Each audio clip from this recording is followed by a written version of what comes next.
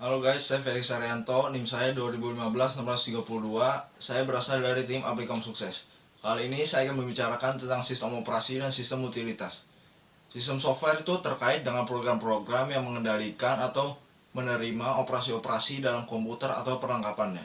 Sistem operasi itu dibagi menjadi dua, operating system dan utilities program.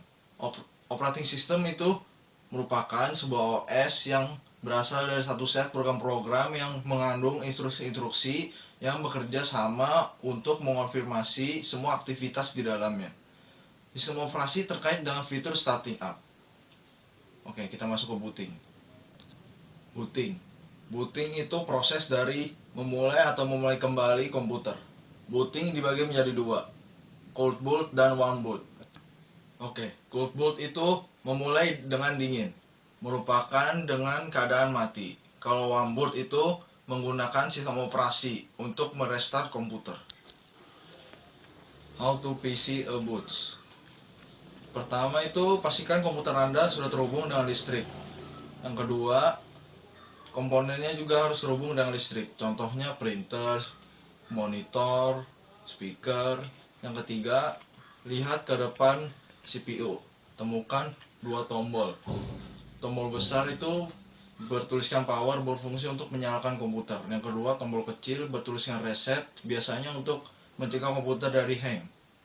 Setelah itu, pencet tombol power dan pastikan komputer Anda sudah selesai semuanya dan terdengar bunyi beep. Itu komputer Anda sudah selesai untuk dinyalakan. Ya. Boot drive. Boot drive itu merupakan drive di mana komputer akan memulai. Oke, kita mulai ke shutdown.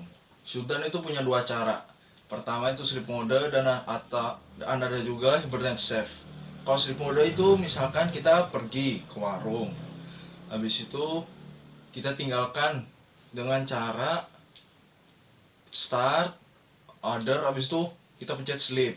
Sleep itu komputer kita akan mati tapi listriknya tetap nyala.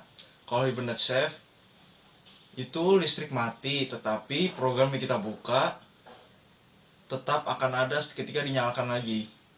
Habis itu user interface. User interface itu tampilan, mengendalikan kita memasukkan data, instruksi, dan tampilan di bagian layar. Habis itu graphical user interface, interaksi dengan menu dengan visual. Command line interface, untuk memasukkan data dengan cara diketik di dalam program tersebut, tapi pakai keyboard ketiknya. Oke, kita masuk ke single user atau multi user. Kalau contoh single user itu misalkan HP jadul. HP jadul kan hanya bisa digunakan oleh satu orang saja. Kalau multi user itu contohnya komputer. Komputer kan bisa di switch user, jadi kita bisa pakai rame-rame. Dan juga habis itu kita masuk ke single tasking dan multitasking. Kalau single tasking itu contohnya HP jadul juga sih. Contohnya SMS pakai HP jadul. Kalau multitasking itu pakai HP terkini atau smartphone, misalkan BBM. Habis itu bisa sambil download lagu, dengerin YouTube dan lain-lain. Kita masuk ke foreground dan background. Kalau foreground itu misalnya sedang yang ditampilkan di layar. Kalau background aplikasi yang ditimbulkan, yang dinyalakan, tapi kita nggak sedang maininnya gitu. Habis itu preventif dan multitasking, memberikan porsi dan prioritas kepada aplikasi-aplikasi atau di kotak-kotakan. Oke, sekian dan terima kasih presentasi saya kali ini. Mohon maaf jika ada salah-salah kata dan juga lainnya. Oke, saya Felix Arianto dan tim Aplicom Sukses mundur